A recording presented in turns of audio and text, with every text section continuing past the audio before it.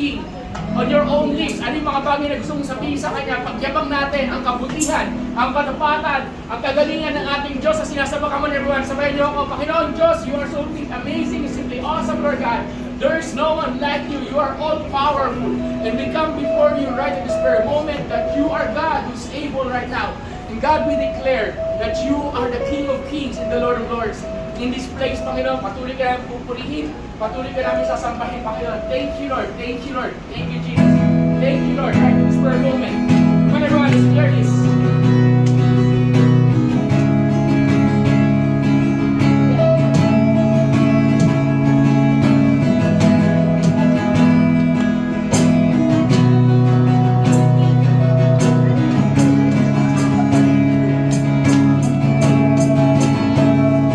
God is able, He will never fail.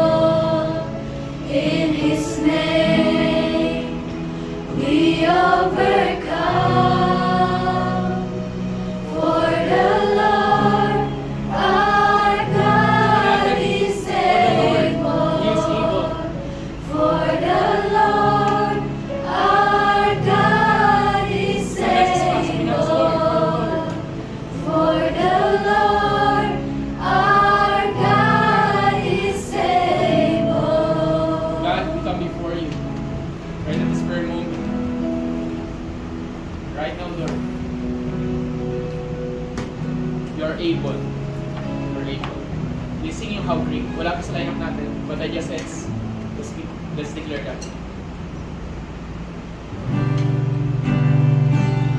Come on everyone, alam na natin itong kanta na to. Let's just declare the goodness of the Lord.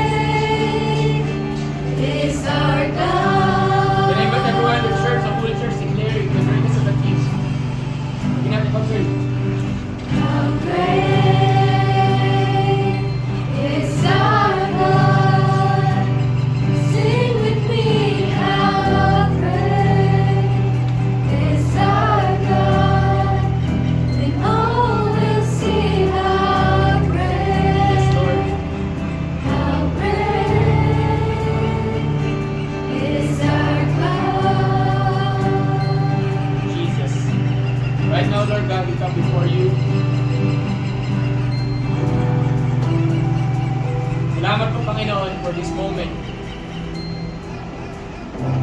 Thank you, God, for this opportunity to worship in spirit and truth. Thank you, Lord. Thank you, Holy Spirit. We welcome you in this place. We welcome you, God. There's no one like you, Lord. Thank you, Holy Spirit. And right now, we desire na ikaw lang ang Panginoon at siya may tataas sa lugar na ito, Panginoon. Thank you, Lord. Thank you, Lord. To the last night church, let's declare this sa Tagalog. Alam na natin ito. Natin dakila ka, Jesus.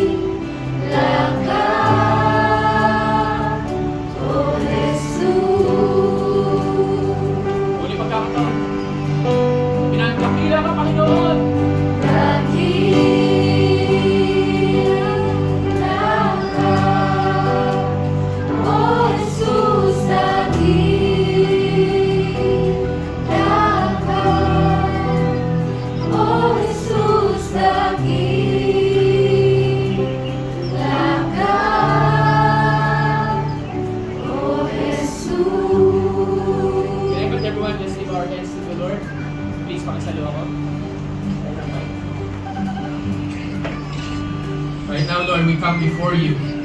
And God, you are the King of Kings and the Lord of Lords. And right at this very moment, we desire that ikaw, Panginoon, ang siyang may tataas.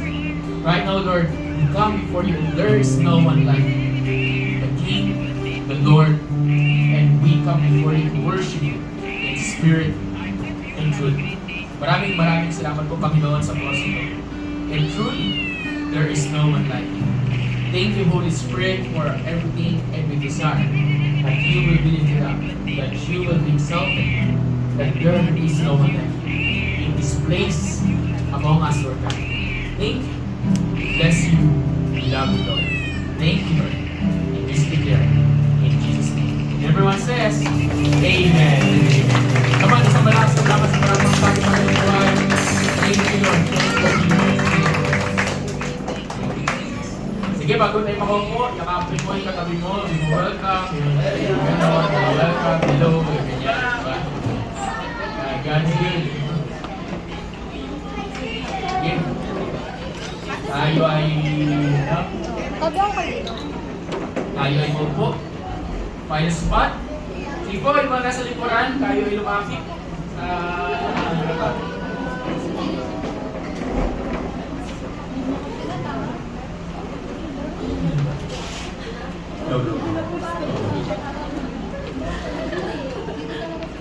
Hello.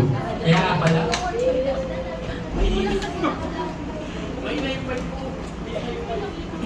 Ayan, okay. Mahina yung mic para kanina. Malakas yung mic na MG.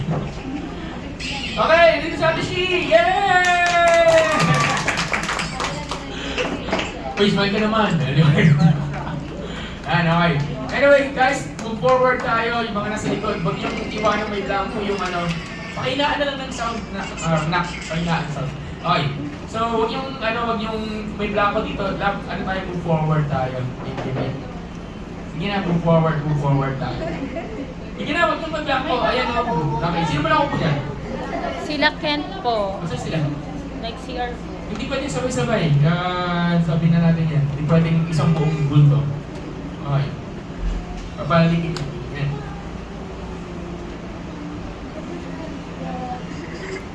Sige.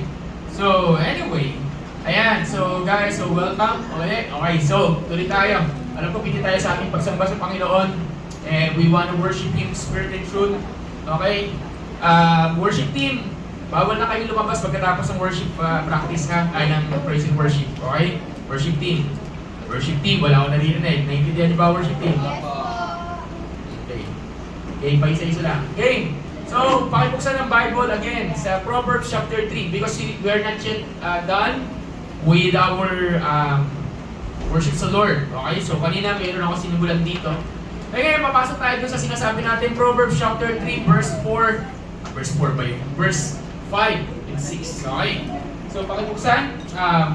Proverbs chapter 3, verse 5. Ayan, alam naman ninyo yan. Sinabi natin kanina yan. Sige, pakiclose na. Tingnan natin sino nakakaintindi yan. Sige, upo muna. Yan, okay. Sige, sino naka-recite ng verse 3 to, Proverbs 3, 5. Yan, familiar na Bible verse. Sige, basahin natin, i-recite natin ng walang tumitingin sa Bible. Sige, 1, 2, 3, go! Trust the Lord with all your heart and do not rely on your own understanding. Yung verse 6, alam niyo ba? Alam niyo ba yung verse 6? Yes po, yes po. Ay, tuloy na. Ano yung verse 6? Think about Him in all your ways and Tumitingin ko yun. Okay. Proverbs 3. O sige, pagbuksan na. Diba? Very familiar tong verse na to. 5. Trust in the Lord with all your heart and do not rely on your own understanding. So verse 6, actually may kasunod dyan. The verse 6, think about Him in all your ways and He will guide you on the right path. Actually, mas magandang version yan sa ESV nakalagay doon, acknowledge Him, o kaya sa NIV, acknowledge Him in all your ways and He will make your path straight. Sabi dito, in all your ways acknowledge Him and He shall direct your paths. Trust in the Lord with all your heart and lean not on your own understanding. In all your ways, acknowledge Him and He shall direct your path. Kung sasabihin nyo, Pastor, ano ang title na mensahe ko sa hapon na to?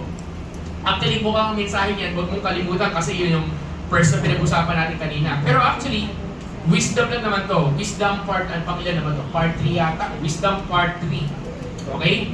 So, pero mas maganda to, Proverbs, diba? Wisdom. Well, actually, wala akong title dito eh. Bala nakipag-isip ko ng title na gusto yung ilagay dyan. So, sabi dito, may magre-reklamo sa akin, Pastor, bakit pinagagawa mo ng title? Ikaw naman walang title. Kasi, etong wisdom na lang. Ganyan mo yan, wisdom na lang. Ito kasi, kanya-kanya kasi to. Okay? Meron dito, maaari yung verse 1, verse 2, verse 3, verse 4. Kanina yun na nag-speak sa'yo. Kasi ito, title nun, huwag mong kalimutan. At maaaring ito ngayon, yung mag-i-speak sa'yo ngayon. Pwede title ito, Trusting God. O kaya, Knowing God. O kaya, Acknowledging God. Kasi ito talaga yung focus ng topic to today. Sabi dito sa verse, ito pa, very familiar. Trust in the Lord with all your heart. And do not rely on your understanding. Isang, ano lang to, hindi to isang buong sentence. Kita nyo, ano tawag yan sa graph, ano punctuation yan? Semicolon. Para sa anong semicolon? May kadugtong. May kadugtong pa. Ang problema, marami sa atin, hanggang dyan lang yan. Half verse lang, half context lang ginagawa. Ang ginagawa naman, trust in the Lord with all your heart and do not rely on your understanding. May nangyari sa'yo na hindi mo naiintindihan. Sasabihin mo, trust God. May bagay na gumulo sa'yo, trust God. May problema ka, trust the Lord. May pinagawa sa'yo, trust the Lord. Ang problema, kulang yan eh. Sabi mo sa katabi mo, hindi pwedeng kulang. Kasi pag kulang ang kinuha mo sa Bible, magiging kulang-kulang ka. Okay? So, huwag naman tayo maging kulang-kulang. Amen ba? Amen. Kaya hindi pa pwedeng kunin mo yung kalahati ng Bible verse, tapos sasabihin mo na ito yung memorize mo without understanding or knowing ano yung kasunod. Ano ba yung kasunod? Ito ang kasunod sa verse 6. Think about Him. Wala ka bang ano dyan? King James? O New King James? Kasi ganda yun eh. Okay? Nakalagay doon, dito na lang ako, kasi hindi maganda yung ano na yan eh. Ayan, yan, King James. In all thy ways, acknowledge. Basahin nga natin itong verse 6. 1, 2, 3, go. In all thy ways, acknowledge Him, and He shall direct thy path. Okay, sa English yan, sa mga hindi nakakaalam na Gen Z ngayon, sa kami, yes, on all your ways, di ba? In all your ways, yung thy is your. Okay? Acknowledge Him. It shall direct. Yan yung old English na tinatawag. So, meaning, sinasabi dito ng Bible na Maliban sa magtiwala ka sa Diyos at huwag ka lang mag-lean sa sarili mong understanding, ano ba ibig sabihin ng leaning on your own understanding? Ang ibig sabihin ng leaning on your own understanding is first, ikaw ay nag-lean sa sarili mong kaalaman. Ha? Ayan, opinion, emosyon, sarili mong konsepto, sarili mong perspective. Ito, nakarinig na ba kayo nun? Nakarinig na ba kayo ng ganitong bagay? Ito ang alam ko eh. Diba? Ito ang alam ko gawin. Ito ang palagay kong tama. Ito ang gusto kong gawin. Anong paki mo? Diba? Diba? So, sometimes, tingnan mo yung katabi mo, sabihin mo, ikaw ba yun?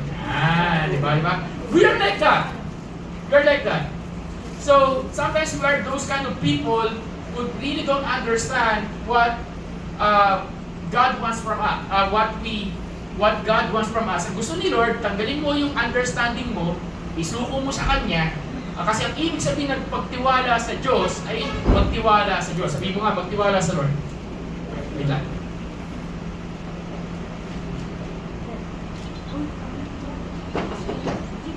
Yan. Okay, magtiwala sa Lord. So, can I tell you, anong meron at mayroon tayong black, may black. Ba't ang dami nakaitin ngayon? Okay, okay. Yan, okay. So, sabi dito, okay, magtiwala sa Lord, ibig sabihin, hindi pwede na, at hindi advisable na ikaw ay magtitiwala sa Diyos, pero at the same time, magtitiwala ka rin 100% sa sarili mo. Ang pagtitiwala kay God ay pagtitiwala kay Lord. That's plain and simple. Madaling intindihin. Tama mali? Madaling intindihin. Tama mali? Diba? Pag sinabi ko sa'yo, do you trust God? At marami magsasabi sa akin, yes, I trust God. Eh, paano pag sinabi ni Lord, talon anak, tatalon ka ba? Diba? Parang isang istorya na madilim. Isang istorya na madilim. Sobrang dilim ng lugar. Tapos may nakakapit na lang yung, ewan ko, kung narinig na to, kwento na to. Tapos may isang tao na nakahulog siya sa bangin at nakakapit na lang siya doon sa edge ng bundok. At biglang sinasabi doon, biglang nagpe-pray siya sa Lord, Lord, tulungan mo ako, Lord, tulungan mo ako. Tapos biglang may sumagot. Eh, ang dilim. Ang dilim ng baba, hindi niya makita. At may sumagot, sabi, Nak, bitaw. Nak, bitaw. Nak, bitaw. Tapos sabi niya, sino yan? Sino sumasagot? Ako yung pinagpe-pray, ako yung sinabi yung mag-pray. Saan ka nagpe-pray? Then, I'm telling you, trust me, bumitaw ka. May question. Kung ikaw yon, bibitaw ka ba? Diba? Diba madilim, nakakapit ka na lang, madilim, tapos nagpe-pray ka sa Diyos at sabi ng Diyos sa'yo, bitaw, anak, bibitaw ka ba? Sabi sa Proverbs 3:5, at dinideclare mo ba, trust the Lord with all my heart and do not lean my own understanding. Anong understanding mo? Nakakapit ka sa bangin at yung bangin, eh yun yung safety mo. Amen? Diba? Parang sabi ni Lord, bitaw anak. Ikaw, hindi ako bibitaw. Bakit? Sino ka? Hindi kita kilala, hindi kita nakikita, wala ako nakikita sa baba ko, madilim. So therefore, ganito lang ako, hindi ako bibitaw. Hanggang nahihirapan ka na. Dumating yung kinumagahan, alam niyo ano nangyari? Sinong alam yung illustration na to? Narinig niyo na? Yan. So, active ako niyo na? Pagdating ng umaga, ano nangyari? Nakakapit siya, yung nakita niya, ang babaw lang pala. As in, nakakapit siya, ito lang pala. Ganyan lang kababaw. At kung bibitaw siya, hindi siya mapapahamak. And that's the problem with us sometimes. When we don't see those things, we don't see our surroundings blurred, hindi siya malinaw, magulo, we tend to forget the verse na trust in the Lord. At ang ginagawa natin, we lean on our own understanding. Ngayon, tingnan mo yung katabi mo, sabi mo, tama ba? Ikaw ba yun? Ikaw ba yun? Ikaw ba yun? Mas madali kasi pagkatiwalaan ng sarili mo sa decision making na kailangan mong gawin kaysa pagkatiwalaan ng Diyos at ang kanyang salita na hindi mo naman sigurado kung siya ang mangyayari. Tama mali? Di ba? Pag sinabi ng Diyos sa'yo, isuko mo. Kaya mo bang isuko? Hindi, di ba? Bakit? Kasi hindi mo alam, baka mamaya wala nang bumalik. Baka mamaya hindi mo na makuha. Baka mamaya wala na.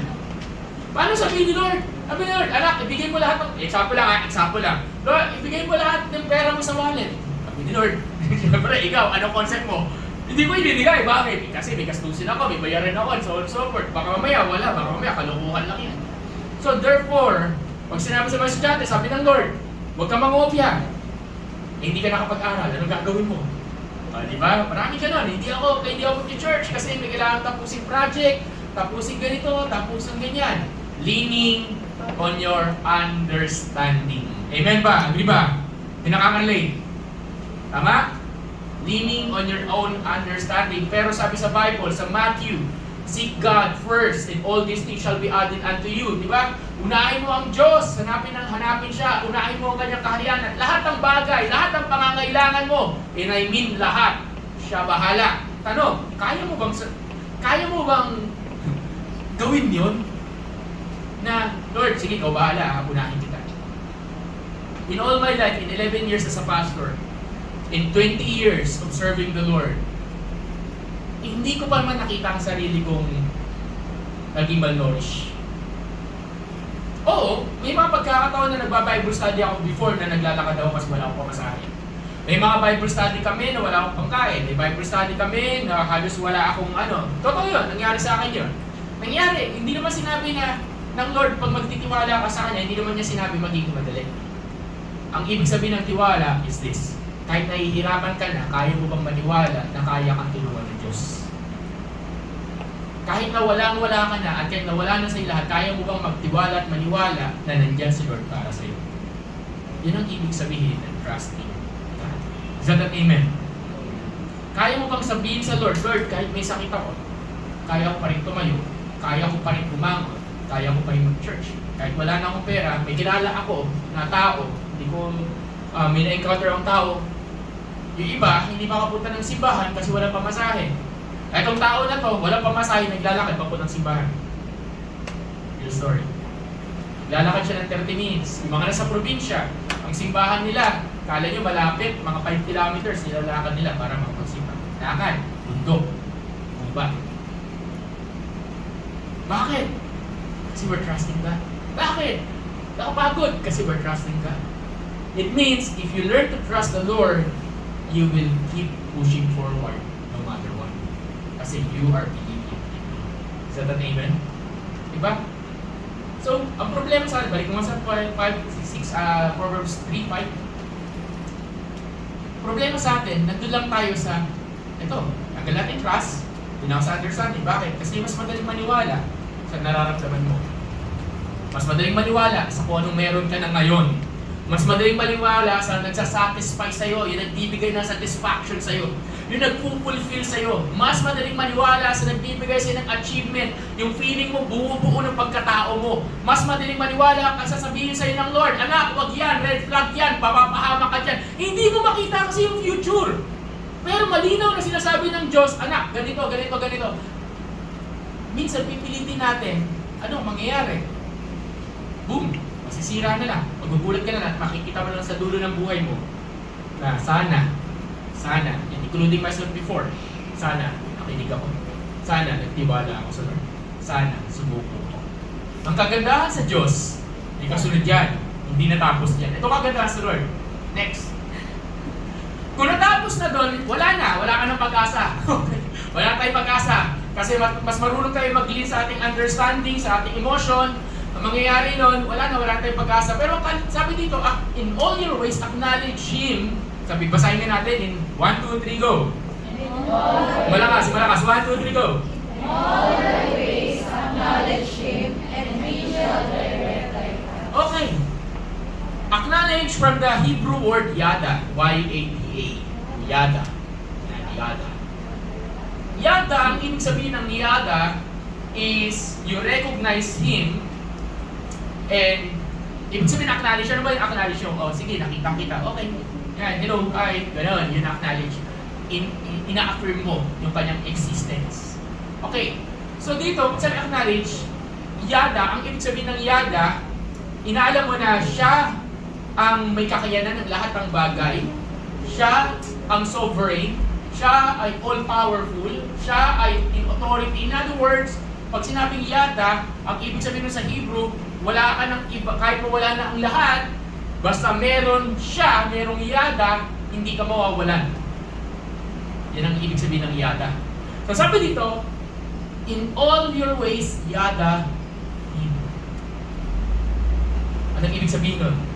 Sa lahat ng bagay na ginagawa mo, kilalanin mo ang Diyos. Sa lahat ng bagay na decision making mo, kilalanin mo ang Diyos. Sa lahat ng bagay na gusto mo, kilalanin mo ang Diyos. Sa lahat ng nilalakaran mo, kilalanin mo si Lord. So sabihin mo sa katabi mo, kilalanin mo si Lord. Oh, modern times, idamay mo ang Diyos. Isama mo si Lord. Isama mo si Lord sa decision making mo.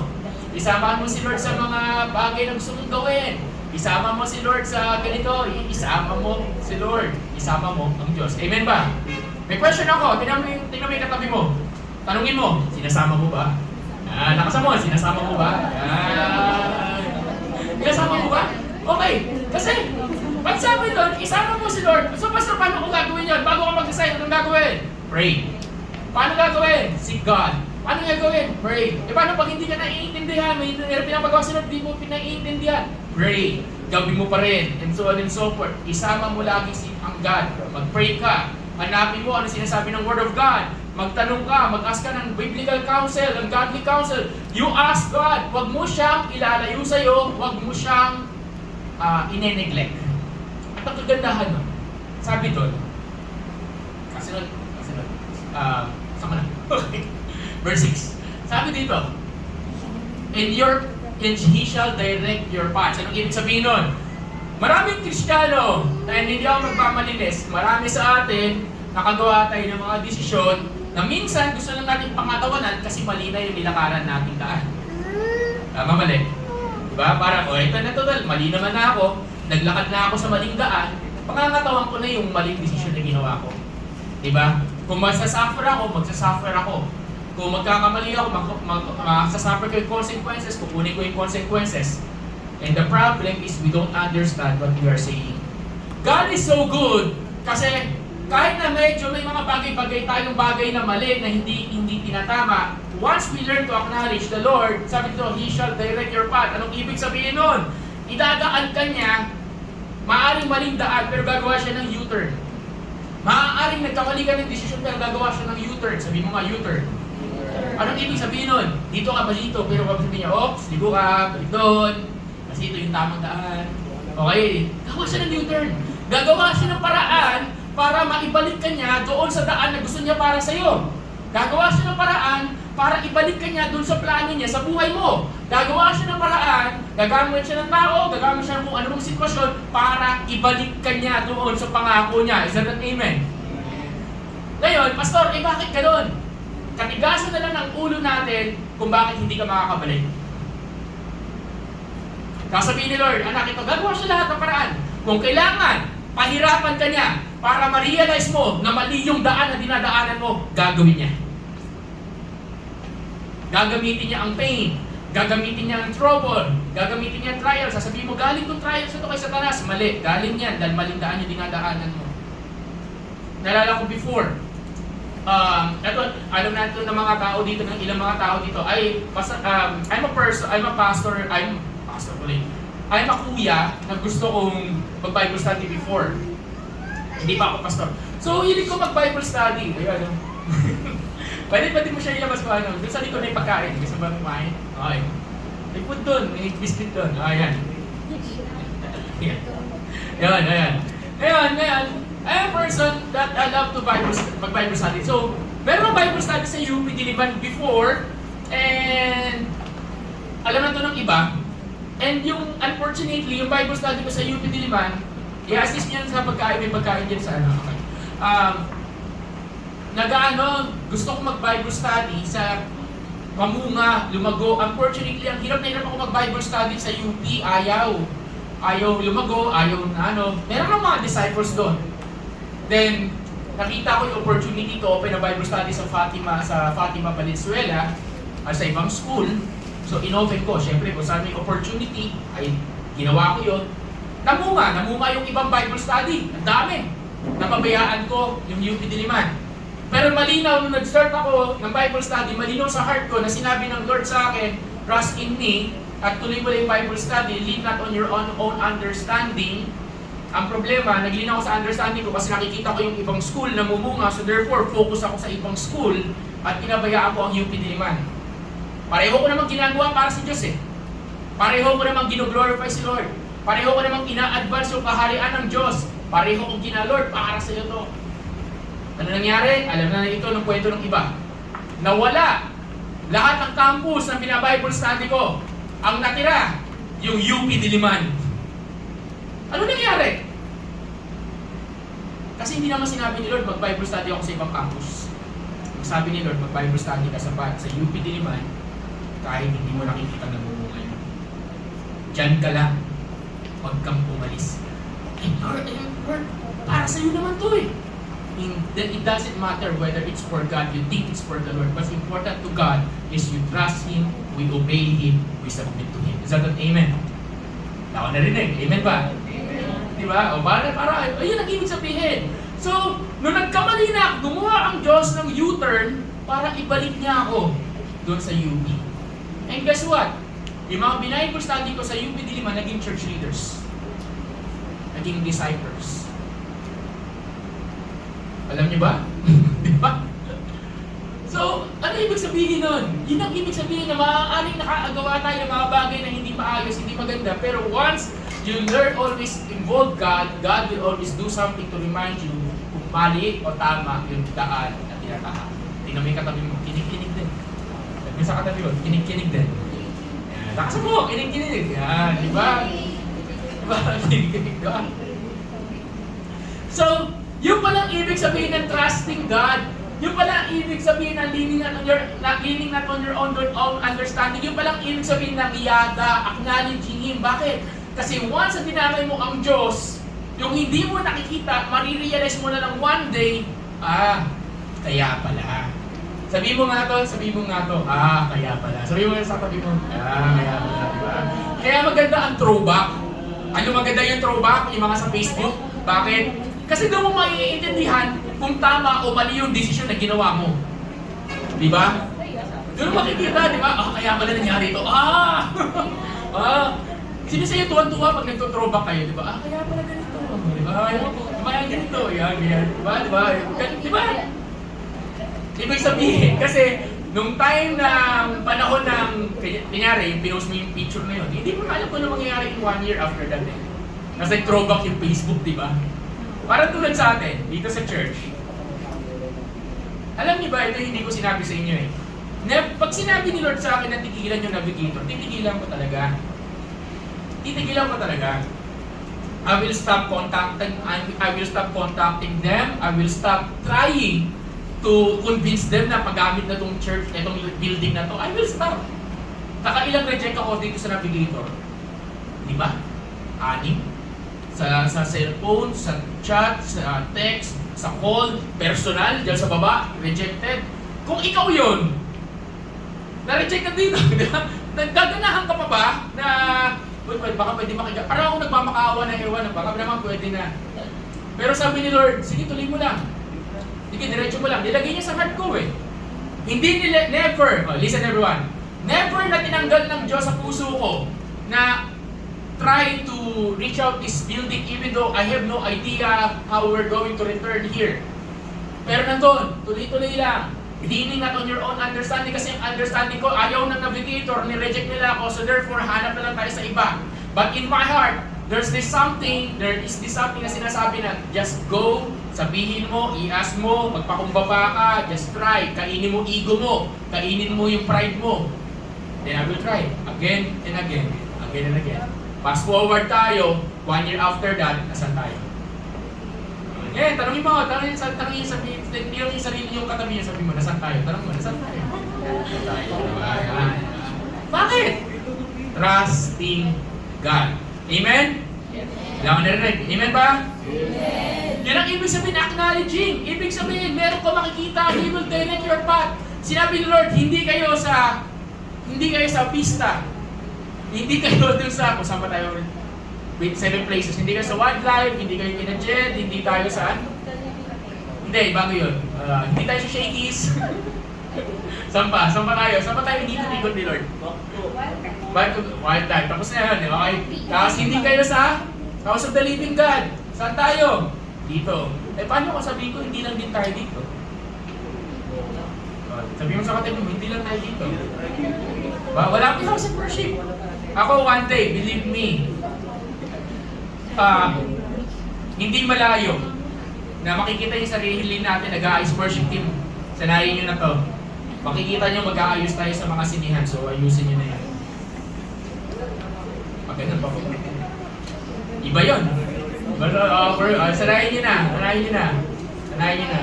O yung nakita nyo na Sunday, sabi na ba nakakita ng picture, ba't puro bata na yun? Paano pa ba tayo mga members ng pastor? Puro bata yung mga puro, ang daming babies, ang daming ganito no Sunday, di ba? Pati mga matanda, babies daw. O ang daming babies, ganito. Bata na pa bata. Sabi ko, ganyan talaga. Di ba? Ganyan talaga. Bakit? Ako hindi ko naiintindihan yon kasi alam ko mas bata, mas kabataan, walang pera. Hindi ko naiintindihan yon. I really don't understand. Isa lang naiintindihan ko, alam mo kung naiintindihan ko, sabi ng Bible, i-treasure nyo yung mga bata, treat them because yung kingdom ni God nasa sa kanila. Amen? Amen ba? So ako wala akong problema sa bata. Wala akong problema sa bata. I don't understand it, but God understands it. God knows what He's doing. And dito ako mag-end, worship team, prepare tayo. As long, listen everyone, I need you to capture this. As long na you know that God knows what He is doing. As long, gagamitin ko muna, pera muna ng preaching mo. As long na meron kang faith and hope sa promise ni God. As long na kahit hindi mo na naiintindihan, kahit gulong ka na. Sabihin, tingnan mo yung katabi mo, gano'n nakagulo. Ayun, gano'n ka nakagulo, di ba? Kahit gulong ka na! Di ba?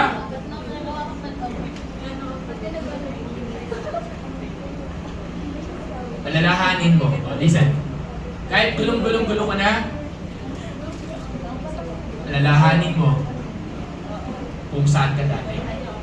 Yung dati din, long time ago na gulo ka na. Pero sinuko mo sa Diyos, nagtiwala ka. Sabi mo, hindi ako gagraduate.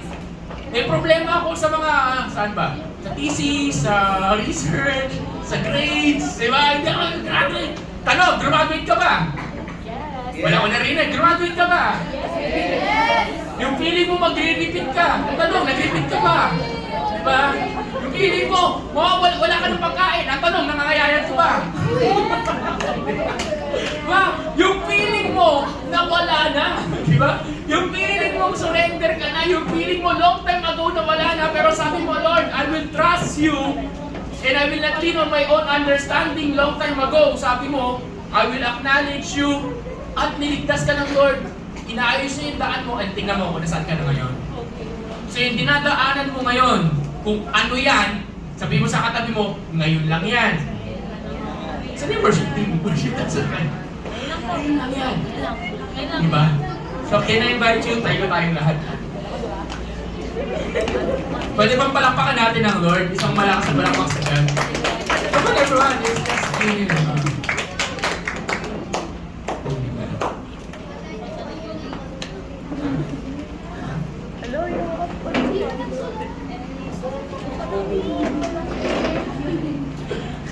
Walang yun! Game.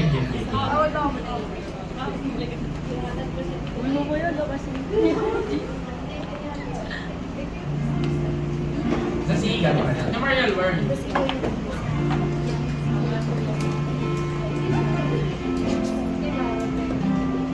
So, gagawin natin ministry song to. And I want you to hear me when I say this.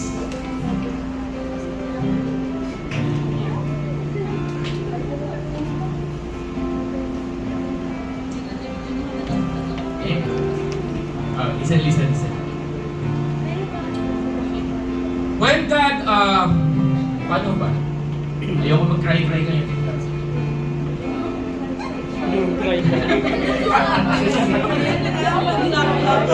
Ay, nako, Diyos ko, Lord. Huwag ka na mag-cry. Makikita niyo yung pastor niya sanguine ngayon. Huwag mag-cry. Okay. Very sadness. Sige. What's so good about God is this. Okay, listen. What's so good about the Lord is this. He knows your situations. Alam niya sitwasyon natin, alam niya sitwasyon mo, alam niya pinagdadaanan mo, alam niya nasaan ka, alam niya kung anong pinagdadaanan ng puso mo, alam niya kung alam niya, plain and simple, I wanna say this, plain and simple. Maaaring hindi ko alam.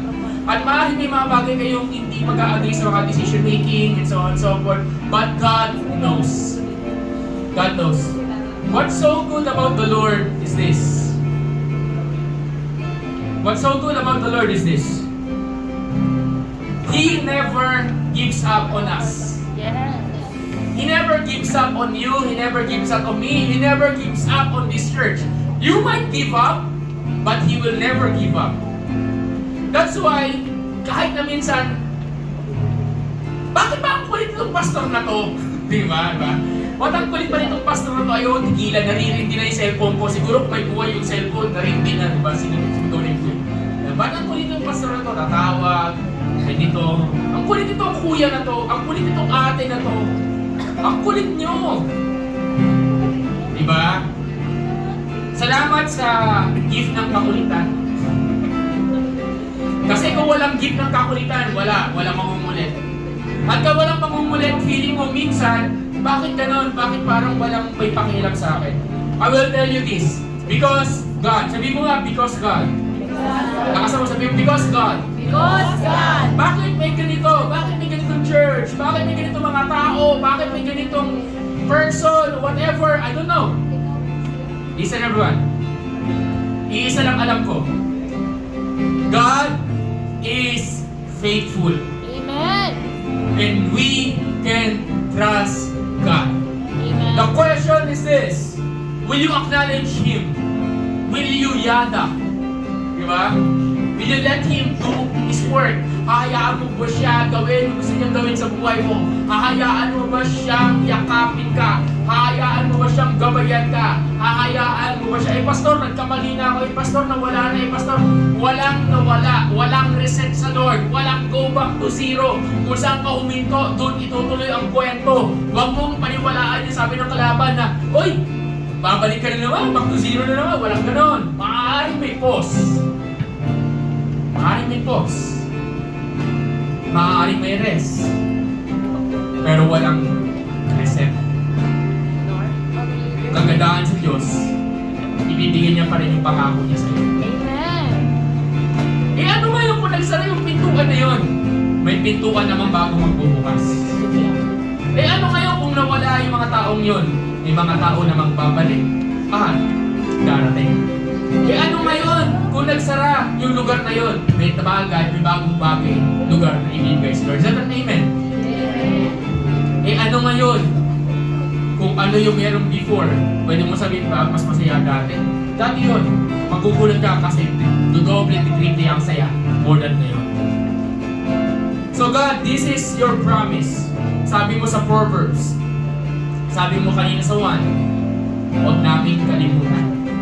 So Lord, huwag namin kalimutan. Turuan po niyo kami na huwag namin kalimutan ang iyong turo, ang iyong yakap. Huwag namin kalimutan. Trust in you. Trust in God. No matter what. So Lord, this is our prayer.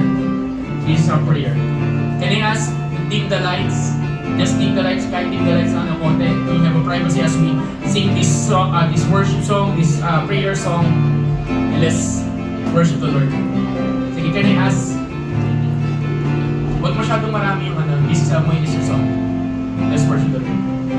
Sometimes I think still you are seeing this. Should I stumble again, still I'm falling in your grace. Everlasting, your light will shine when all endless space, never ending. Your glory goes beyond all things.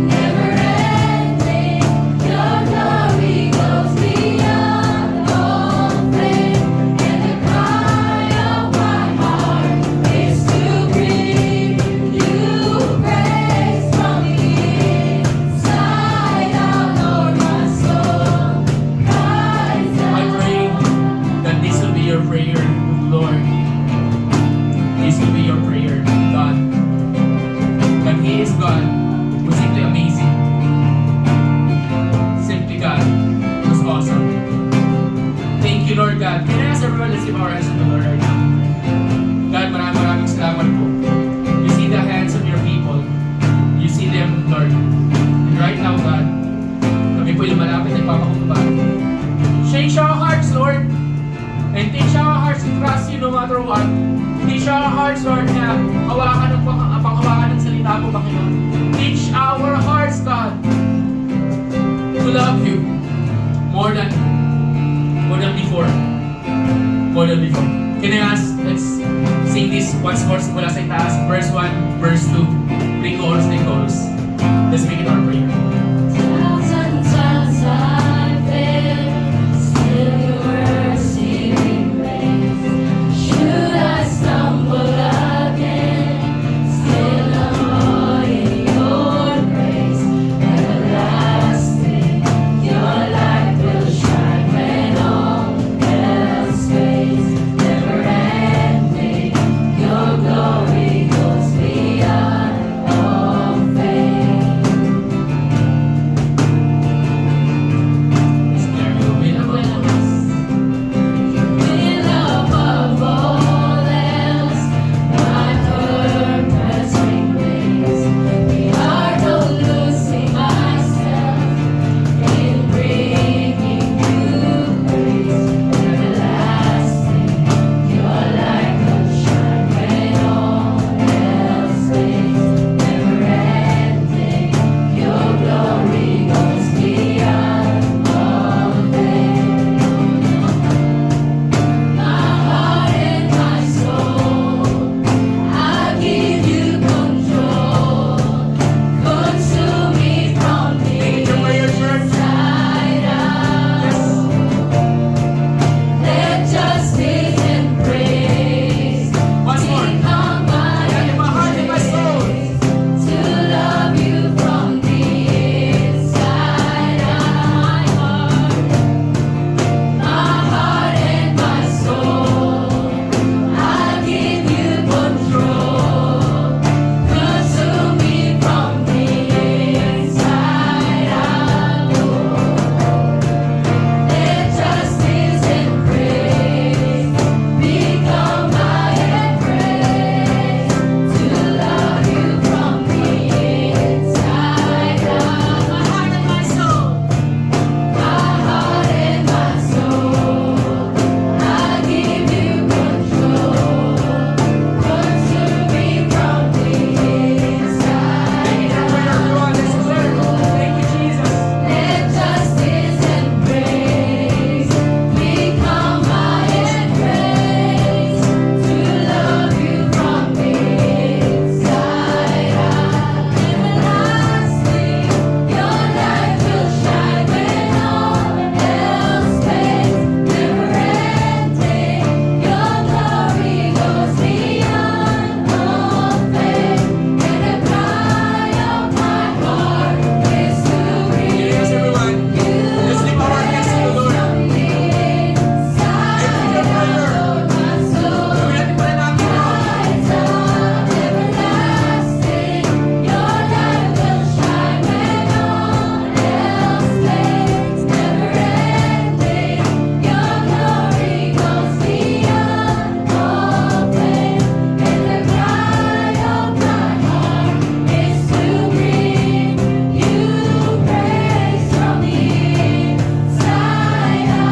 Every church, everyone here, amen. Everlasting.